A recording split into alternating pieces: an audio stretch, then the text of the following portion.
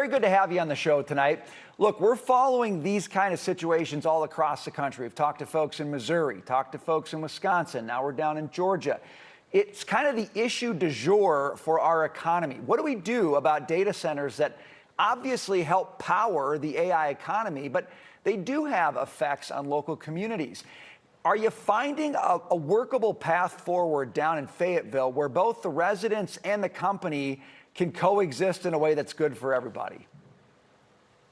Well, not yet. So that's part of the problem. Data centers, they have a place, but that place is not suburban Fayette County. There's not sufficient guardrails in place that are keeping the residents safe and healthy.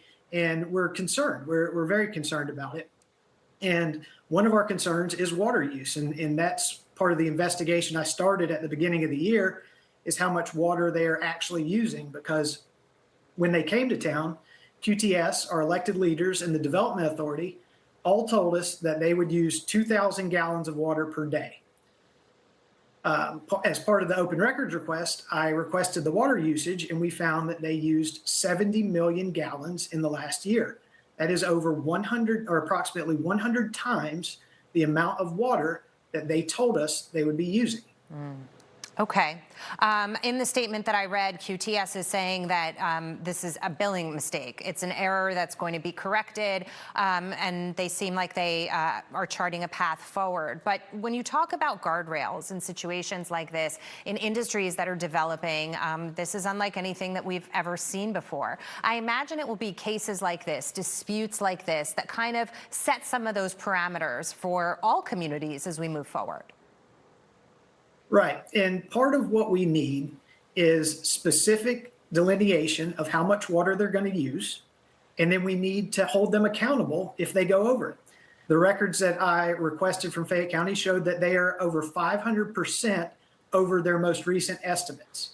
And so we need to make sure that there are regulations in place that provide safe nets if they go over the intended amounts. The same is true for power. In Georgia, our residential power rates are increasing.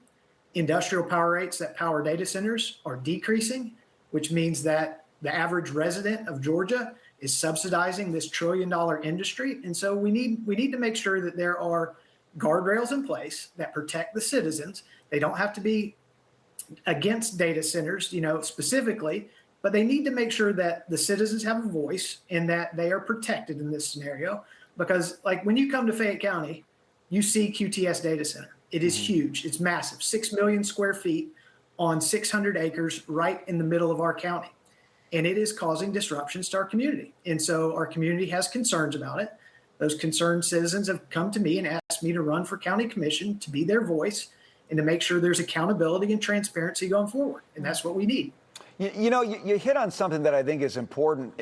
In a lot of these cases, it feels like the whole issue sneaks up on the town. These are not, big industrial center kind of towns, right? I haven't dealt with maybe a lot of this. And then all of a sudden there's a really big deal happening, and you can't blame citizens for maybe not knowing how to navigate their local government in terms of weighing in and having a voice.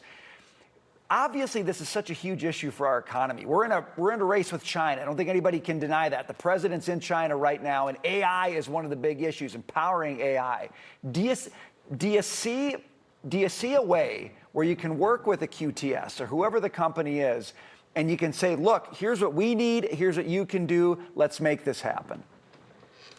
Sure. They need to be placed in industrial zones, and they need to be placed far away from residential and other vulnerable areas of the community, like schools, hospitals, and things like that. Those are just common sense kind of regulations we could put in place to make sure they go into the best areas where they won't disrupt the community.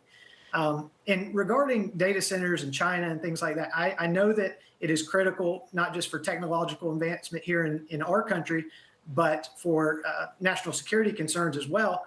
But we have almost, I think, 4,000 data centers either in construction or completed or approved in America. And I think China is only at about 400. So when we have to look at that as perspective. We want to maintain superiority, but we don't need to be putting these things in residential communities like ours, and then having our citizens complain that they're their water pressure is low because the data center has tapped into a residential water main and has lowered the pressure for the citizens. So, it's just common sense things like that that could get us into a place where we have the data centers we need and that we maintain America's superiority across the world.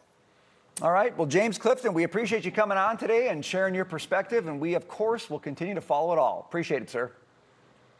Thank you.